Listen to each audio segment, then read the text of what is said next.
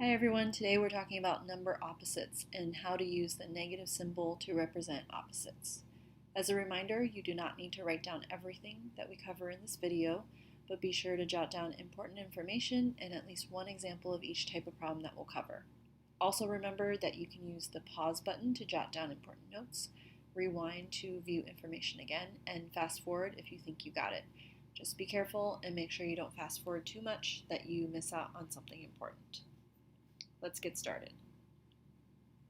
So, as a review, 0 is the border between your positives and your negative numbers. Your positives and your negatives are opposites. When we talk about opposites on the number line, we're talking about positives versus negatives. And the negative symbol can be used to show the opposite. So, for example, if someone writes the negative sign outside of -5 or the negative of -5, they're pretty much asking what is the opposite of -5. Be sure that you add that to your notes because it looks weird. So you want to make sure that you write it down to remember. So two negatives next to each other. They're basically asking you the opposite of -5. So a lot of times people will say that the two negatives, they kind of cancel each other out because they're basically doing the same thing. On a number line, it looks like this. So remember, 0 is the border between your positives and negatives. +5 is 5 spots to the right of 0, and -5 is 5 spots to the left of 0. So they're opposites of each other.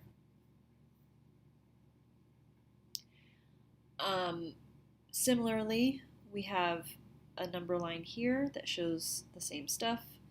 We have 0 as the border, and we have 5 on the right-hand side and -5 on the left-hand side. Opposite numbers are the same distance from 0. They're both 5 spots away from 0, just in the opposite direction. And the other interesting thing about opposites is that they're going to add up to 0. The sum of the opposites are 0. So 5 plus -5 gets you right back to 0 because they cancel each other out. And in case you were wondering, the opposite of 0 is itself 0. So it is both its opposite and its identity. Make sure that you jot down this important information into your notes. The sum of your opposites are equal to 0, and the opposite of 0 is 0 itself. Fractions and decimals can also have opposites. They just don't exactly land on a whole number or an integer. So this number right here is about 4 2/3, and then its opposite would be -4 2/3. It is closer to the 5 on the positive side, and it's closer to the -5 on the negative side. They are the same amount of spaces away from 0. It's 4 2/3, 4 2/3, but just in a different direction. So be sure that you're jotting this down into your notes before we head on over to our examples. Here is an example of number opposites. This question is asking us to figure out the number that is the opposite of -8.3 or 8 3/10. Pause the video and try it on your own first. So you can solve this two ways. You can either think about 0 in the middle and -8.3 or 8 3/10 on the left-hand side to figure out what is its opposite on the right-hand side. You should have said it is +8.3 or 8 3/10. The other way you can figure it out is put a negative in front of it. And knowing that those negatives cancel each other out, you get a +8.3. So you should have gotten that as your answer. Let's try another one. This problem is asking you which point represents the opposite of 7 on the number line, A, B, C, D, or E. Pause the video and try it on your own.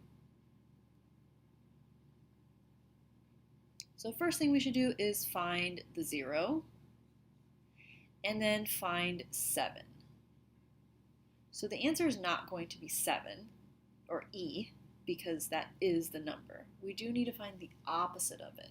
So 7 is 1, 2, 3, 4, 5, 6, 7 spots away from 0 on the right-hand side.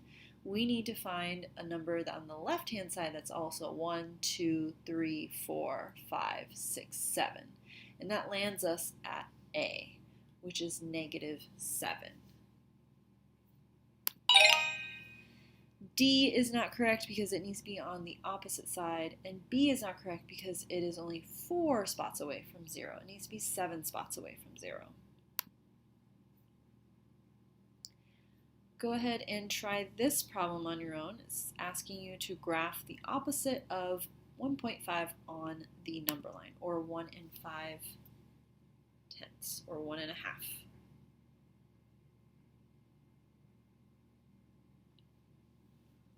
All right, the opposite of 1.5. Well, 1.5 is right here, and then 0 is right here. So 1.5 was 1,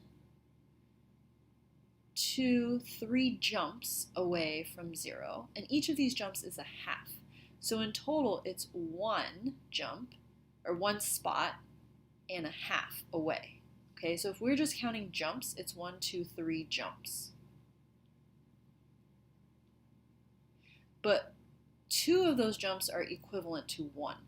So it's actually 1 1/2 spots away. Okay? So just be careful. Sometimes they go by halves, and then each jump doesn't equal to a whole. So we're looking for another number on the opposite side that is 3 jumps away. 1, 2, 3. So it should be this one right here. This one is also 1 whole and a half away. If you got that, you were correct. And one last one for number opposites. Pause the video and try this problem on your own first. All right, they're asking you for the opposite. We can use a negative to represent that. Opposite of 0.93 or 93 hundredths would be negative 0.93.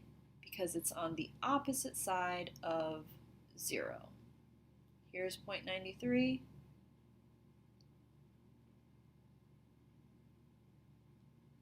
And it's opposite.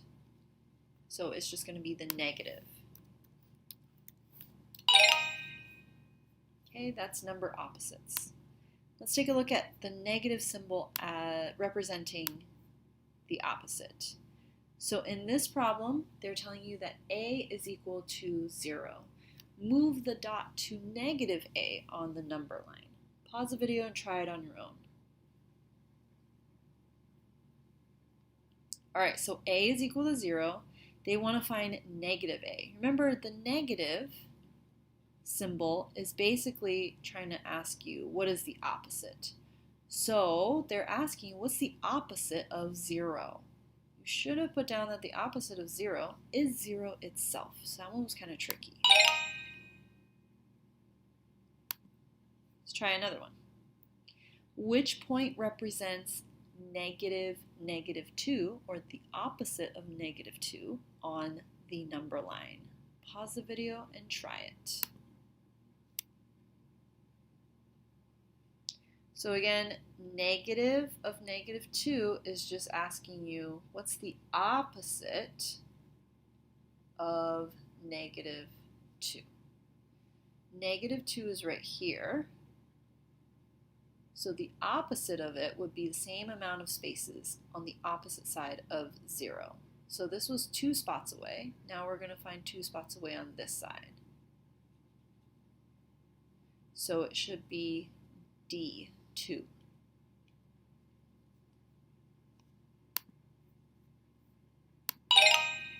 Okay, so the negative is just asking you the opposite. One last problem.